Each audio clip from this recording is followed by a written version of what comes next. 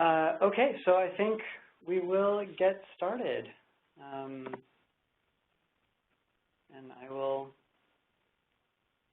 begin my presentation. So like I said, I'm Tim Podkul from SRI International, and my colleague Jen Russell from the University of Pittsburgh, who's currently a Carnegie Foundation Fellow. We're also pleased to have her joining the presentation today, where we will be introducing you to networked improvement communities. Before we get into the nitty-gritty of network communities, I just want to tell you a goal of the workshop series. We received an NSF Includes conference grant to provide support to the launch pilots during this first year by helping them learn the power of organizing a network of researchers, practitioners, and stakeholders around common aims. How these NICs can act as organizing hubs for Include launch pilot projects, and how we might be able to think about bringing different launch pilots together to join or build networked improvement communities. And then finally, our team from SRI and Carnegie Foundation are also available to provide support to launch pilot projects that may have NIC development as part of their goals. So I know there are some Includes projects that have a mini backbone that's trying to do NIC construction or similar type of social interaction and social engineering around leveraging some of the team members' findings, and we're more than happy to provide technical assistance with those projects as well. So the structure of our webinar series is a series of 5 webinars that will be followed up with an in-person workshop. The first webinar, which you're attending now, is the Introduction to Networked Improvement Communities. This will be followed up with a webinar by Dr. Luis Gomez, who will be talking about identifying and refining high-leverage problems. That webinar is scheduled for December 16th, next Friday, with a time still to be determined, but the information will be released as soon as we nail down a time. That will be followed up with a webinar on improvement analytics, which is really about learning how the data can help drive improvement and how you design for measuring improvement within a networked improvement community. The fourth webinar will be hosted by Dr. Barbara Means, and that is about designing a formative evaluation for a complex system. Evaluating NICs is very different than evaluating regular projects, and so those presenters will be able to tell us a bit more about the evaluation process of a NIC. And finally, the fifth webinar will be hosted by Dr. Jeremy Rochelle from SRI and Dr. Rachel Beatty from the Carnegie Foundation, and they'll be speaking about communicating effectively within a networked improvement community. How do you create standards for communication, frequency of communication? So all of these different elements will be explicated across the 5 different webinars that we'll be hosting. That should give people hopefully enough information to then engage in the work of actually designing and building a NIC. So NICs and Includes launch, NICs are ideal for utilization and Includes launch pilots because Includes launch pilot projects are really tackling difficult, sticky problems that are very large in scope. It is anticipated that not one Includes launch pilot will be able to be a silver bullet solution to problems of inclusion and diversity across the STEM ecosystem. With this in mind, we really believe that NICs can provide the structure for all of the different findings from the Includes projects to really leverage each other and come up and get us closer to innovative solutions for some of these stickier problems. The other reason that NICs are important is because the Includes launch pilots are all tackling similar challenges, whether it be science in the content areas with science, engineering, mathematics. Many of the projects have similar target populations, underrepresented youth, 2- or 4-year college students, adult learners, and then there are stakeholders with similar goals. Everybody who's participating in STEM, in one of the STEM launch pilots, has ideas of increased diversity, increasing interest in STEM careers. And so building networks around these similarities will help us leverage the knowledge being generated. As I said, we will have an in-person workshop, a 3-day workshop hosted at SRI International from March 14th to 16th, where it'll be an application-based process, but we encourage PIs to apply, bring their problems of practice, and we will try to work with different groups of PIs to launch NICs, to actually get them going, Talk to them about measurement. Talk to them about how you would do some sort of formative evaluation with your networked improvement community, and give them the opportunity to launch a NIC so that moving into the second year of their launch pilot projects, there will be a bit of momentum and hopefully set them up for continuous learning moving forward. And I just want to point out one other piece is our project website, where you can find out more information about each of the webinars, access resources, learn more about the participants in our project. You'll be able to access our application process, which will be for the in-person workshop, which will be available starting late January. And we will have a continuously growing list of resources available on NICs and all of the subcomponents of building NICs on our website. So you can go to https://includecenter.org. And with that, I would like to pass control over to Jen Russell, who will be able to tell you a bit more about the details and nitty-gritty of NICs and some of her experience.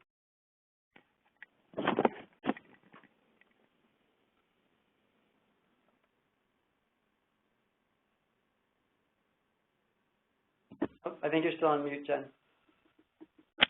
Terrific. Sorry about that. Are you seeing one screen or two screens? One screen.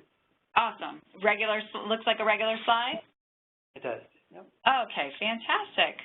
Great. Well, thank you, Tim, and I'm excited to have the opportunity to talk a little bit about NICs today and hopefully during some later parts of the webinar series.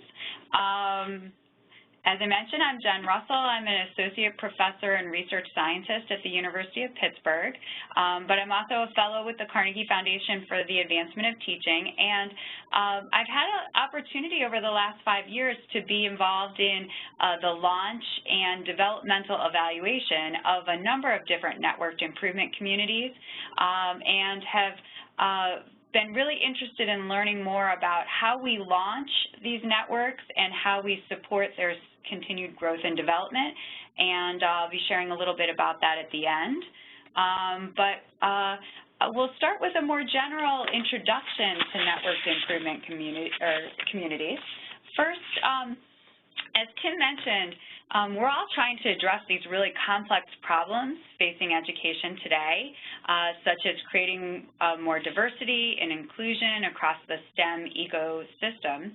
And typically when we've been trying to address these really complex problems in education, we've done one of a few things. We've told people, you know, work harder, but this assumes people know what to do in order to make progress.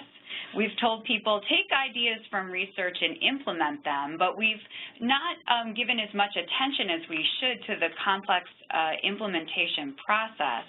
Or we've tried to increase accountability or alter the incentives, whether positive or negative incentives, to try to affect educator behavior. But again, those fall under the similar kind of problems. All of these approaches have fallen short in producing widespread educational improvement, in part because they focus mostly on the actions of individuals in isolation without attention to the systems that produce these complex problems of practice. And they fail to recognize the need for learning in order to figure out how we actually improve.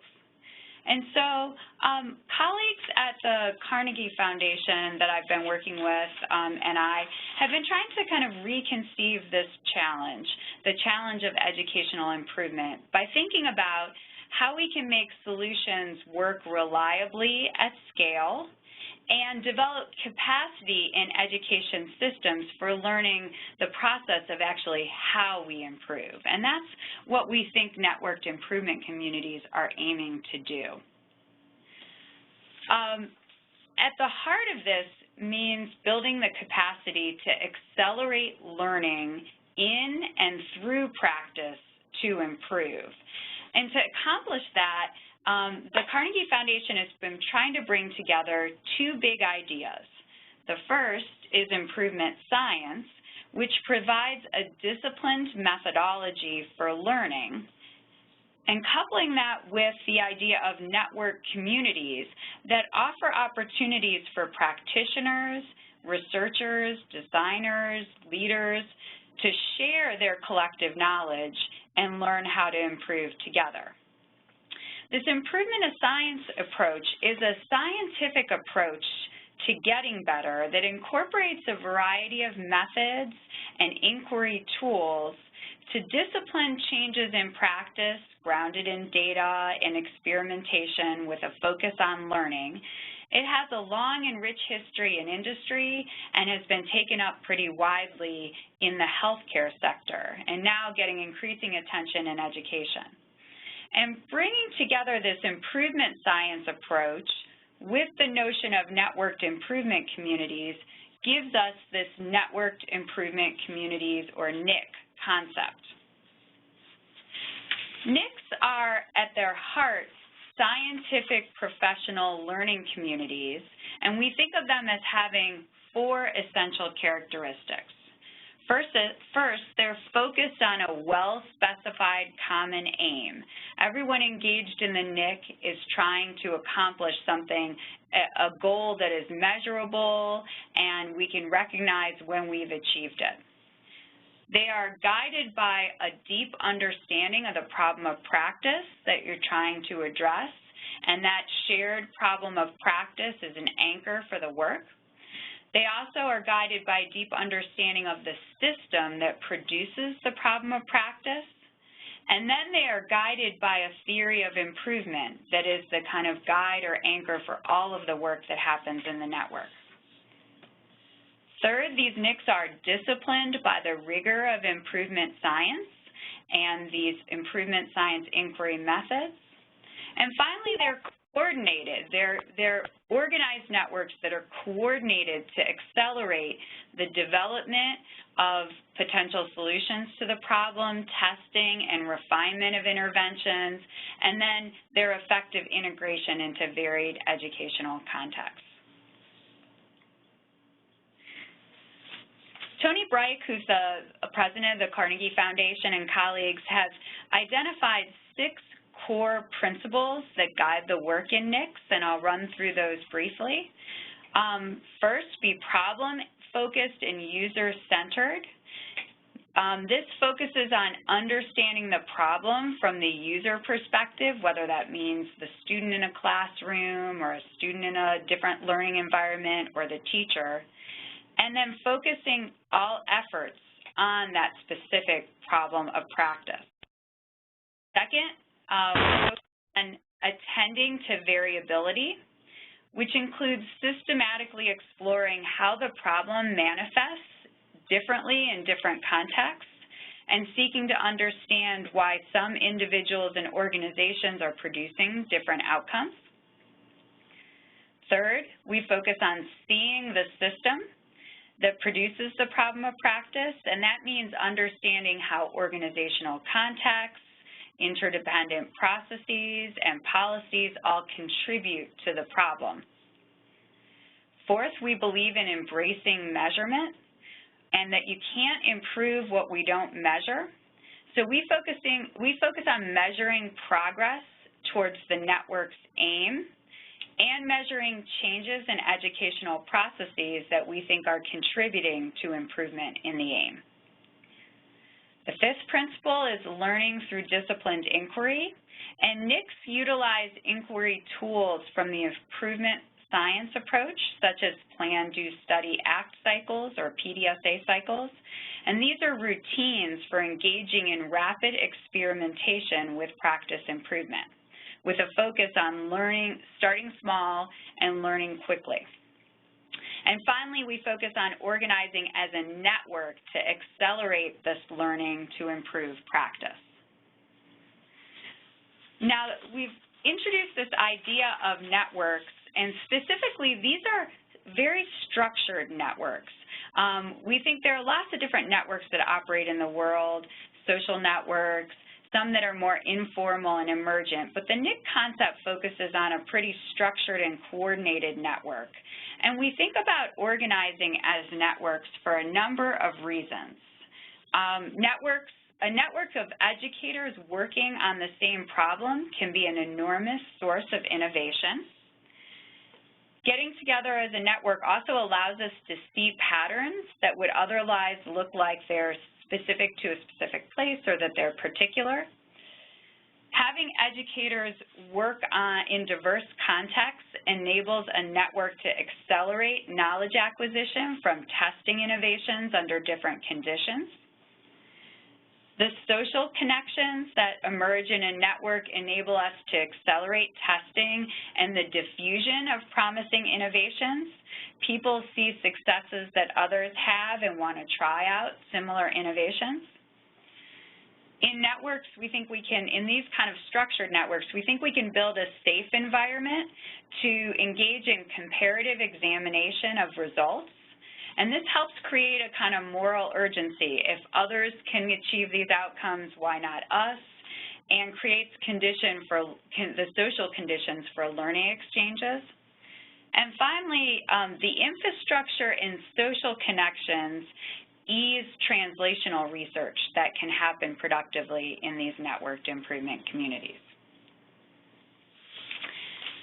NICs bring together vital forms of expertise for improvement. They aim to bring research knowledge, which is knowledge about what works and why, together with professional knowledge, the knowledge of being on the front line, educators with deep understandings of the contexts in which they work and the problems they're facing. And the third form of expertise, less often thought of, is this knowledge for improvement knowledge, which includes systems thinking, methods for understanding and exploring variation, and attention to the kind of social psychological side of change. We know that improvement is about making changes, but often we encounter resistance to change, so we have to think about ways to motivate and engage people along the change process. And NICs bring together this diverse colleagueship of expertise where we're combining these three types of expertise into a shared or collective endeavor, including academics and practitioners engaged in systematic clinical inquiry and the implementation of complex ideas and new practices. So Carnegie's been on this learning journey related to networked improvement communities. First, they've served as a hub for networked improvement communities, fostering three and a growing number of networked improvement communities. First, you may have heard of the Carnegie Math Pathways Network, which is a network that tried to improve failure rates for developmental math courses in community colleges, and that's been around for a number of years now and has had quite a bit of success in reversing trends of high failure rates in these developmental math courses, which are often gatekeepers for students who are in community colleges. The second one was the Building a Teaching Effectiveness Network, which aimed to address high rates of failure, the failure of systems to support and retain new teachers that has led to high rates of teacher turnover and lack of satisfaction and burnout. And then the third network that Carnegie's been serving as a hub for is the Student Agency Improvement Community, which is sought to equip students to persist in the face of rigorous learning challenges. Carnegie's also supporting others around the country that are trying to initiate and launch networked improvement communities. For example, I'm working with a team at Carnegie to support the Tennessee Department of Education, who's operating the Tennessee Early Literacy Network, which is trying to address literacy rates in the early grades. And the other thing that we're trying to do is build a community of improvers in the education field. So get more people involved in this kind of networked improvement work and the focus on accelerating learning for improvement. My work at Carnegie as a fellow has been focused in recent years on developing frameworks and tools to support others who are launching and developing networked improvement communities.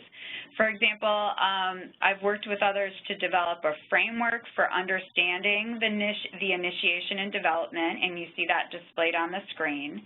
We've been doing writing about this framework. We've been testing the framework through examining different cases of networked improvement communities, and then also developing a set of tools to support people initiating and leading NICs in knowing whether their NIC is on track to becoming a robust and vital network.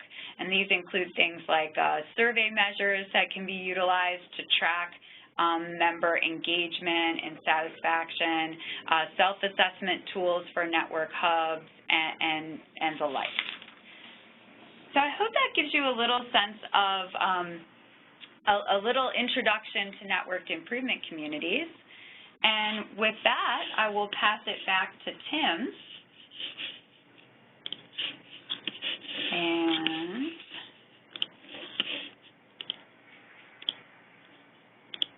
there we go. Great. Well, thank you so much, Jen. Really appreciate that. So at this point, we would like to open it up for questions. You can unmute your line and ask us any questions, whether you have questions about the overall structure of our workshop webinar series, if you have questions that are specifically pertinent to some of the concepts that were covered in Jen's presentation. We would love to answer any and all questions.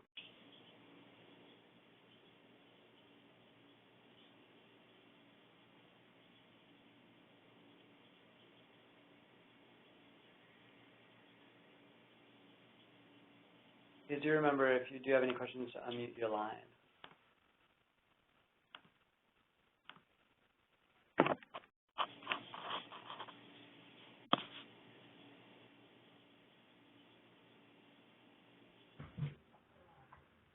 Hello, this is Kitch Barnacle. Hi, Kitch. Jen, in your overview of the 6 elements in a NIC, one line caught my ear where you said, starting small and then accelerate. What is the small in the context? The size of the problem, the number of people involved, the items you measure? Give some context to that of how to begin and grow from there. Great question. So the starting small, so these problems are typically not small. So it's not as much about the size of the problem, but it is about identifying specific aspects of the problem. This is often organized through developing a theory of practice improvement, and we've talked about this as specified through a driver diagram.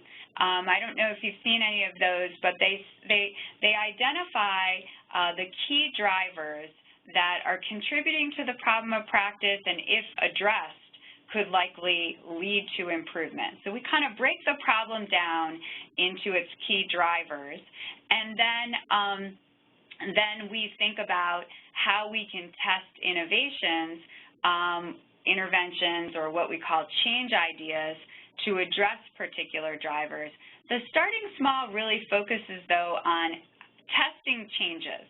Typically in education, we identify a promising intervention and we deploy it at the level of a district. We start very, very rapidly, and we don't learn our way into implementation. And so the starting small often means, one teacher trying something, learning from it, sharing it. As they start to see some promising results, sharing it with other teachers. So it's the little local experimentation with aspects of practice improvement where we focus on the small. But in a network context, if one team or one teacher is trying something and learning, they can share that, and other people can be trying it in parallel, and we can really accelerate the learning that happens from that type of local experimentation. Does that help? Yes, thank you.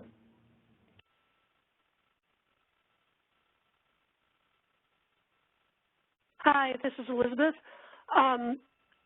We've been told a lot in the includes solicitations of, about the collective impact methodology. How are networked improvement communities, different or the same?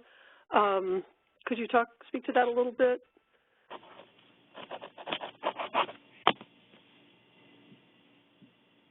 Hello? Yeah, I wasn't sure if Tim wanted to weigh in on that one first, or I can. Why don't you go ahead, Jen? Sure. I'm most familiar with the notion of collective impact through some of the work that Strive has been doing, the Strive network. And my sense with collective impact is that we're thinking about leveraging different kind of sectors or different types of organizations that are all contributing to the problem of practice.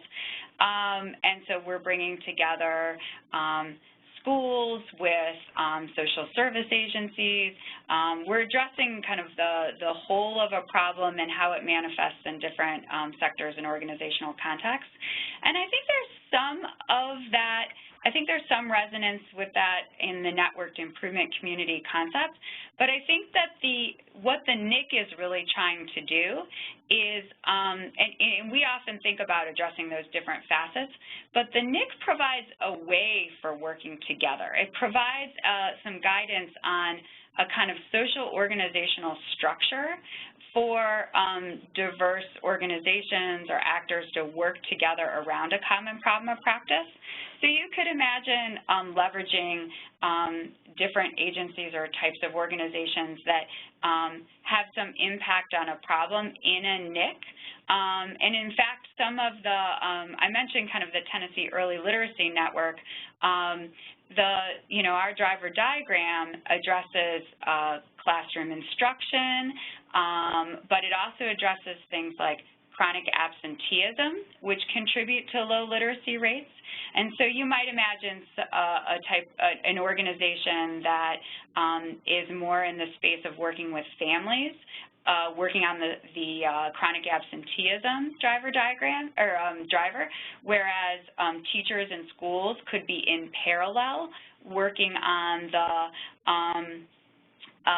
the classroom instruction, the literacy instruction driver, and but I think they're not inconsistent. I think the NICs are just providing a specific way to think about organizing this work, and specifically grounding it in these improvement science tools and approaches.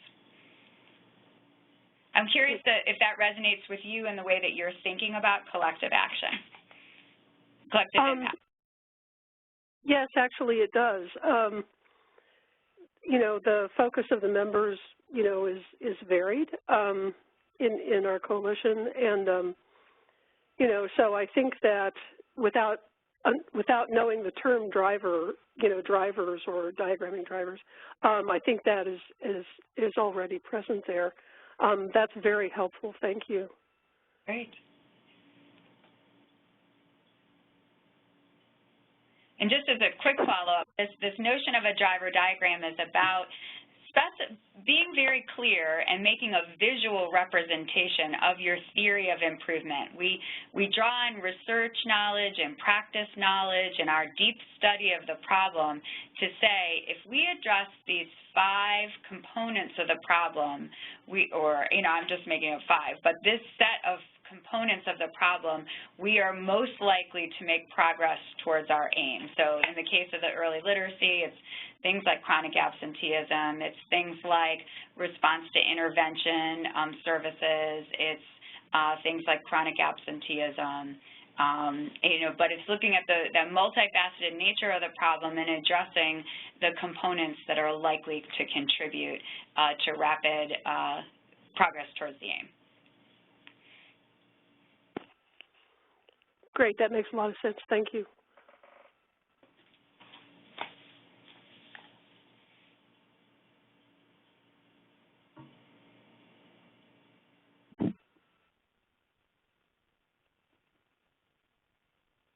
Is there anyone else who has any questions at this time?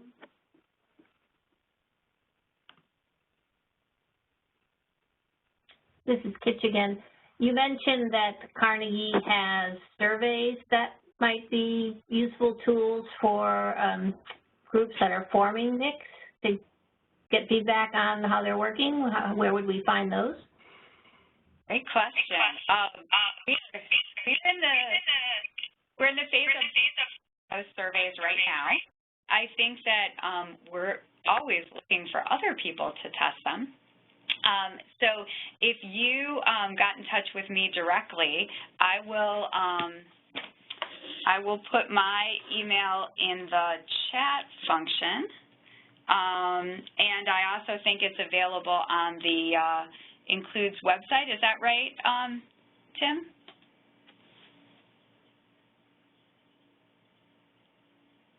Oops. I'm sorry, it is not currently, but we can certainly put it up there. And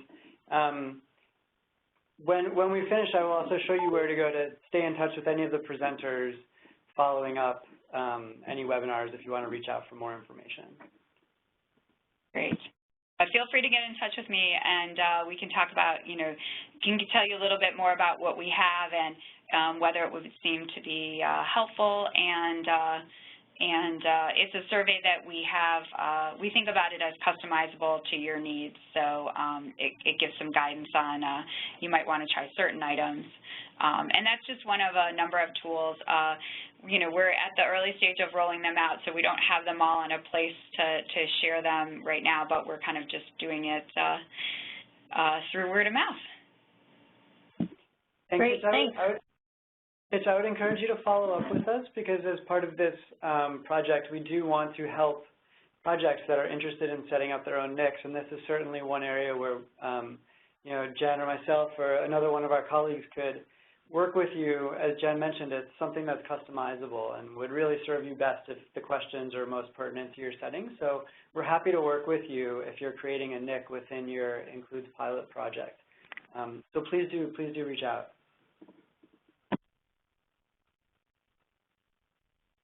So can you tell me the surveys that you were just talking about, are those for the organization or are those for users, the target population? So the survey the survey that I mentioned is targeted at understanding whether the networked improvement community is developing. And so we give this survey to anybody who is a member of your networked improvement community. So anybody who would identify as being part of the work. So that varies. In the example of the Tennessee Early Literacy Network that I mentioned, we have folks in the State Department of Education, in their regional offices, then we have leads at the district level in our 7 participating districts, and then we have teams that are coaches, teachers, and some school leaders. And those people that are identifying as part of the network, they would all get the survey, and then the survey would tap into their experiences in the network. And it's aligned with the framework that I showed briefly of the key areas in which you think you need to develop in order to have a robust NIC.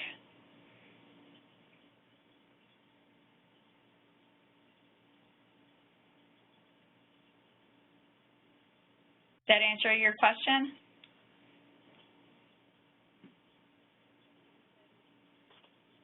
Yes, it did. Yes, it did. It took some time to unmute. Thanks.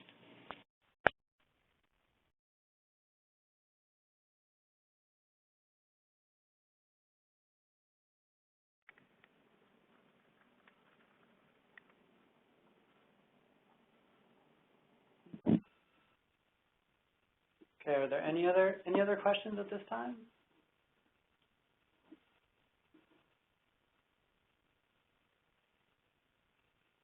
Okay, well, I do want to show you how you can follow up with us if you do have any other questions beyond the time allotted during this presentation. On our website at includecenter.org, we have a contact tab, and there we ask you just to enter your name, email, the subject. So if you have questions about this webinar, you could say a question about introduction to network improvement communities, and then ask us your question in the message and send, and we will be sure to get back to you with a response to your question. And this webinar will be posted on our website on the webinar page, so the page that gives you the information and the abstract for this webinar today. This is where you can find an archived version if you want to go back and review some of the information. I also want to alert you to next week's webinar with Luis Gomez. Again, you can find the exact time on our website. It'll be sometime between 10 a.m.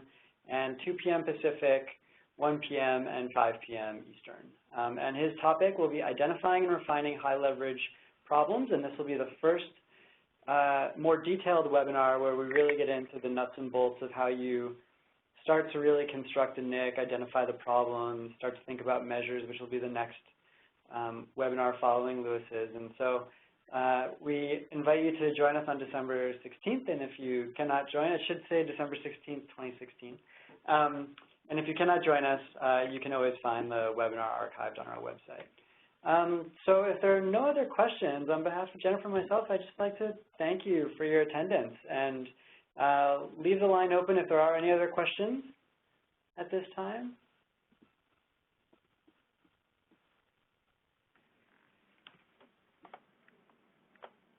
Okay. Well, thank you all very much for attending, and please let us know if you have any other questions. Thanks, everyone.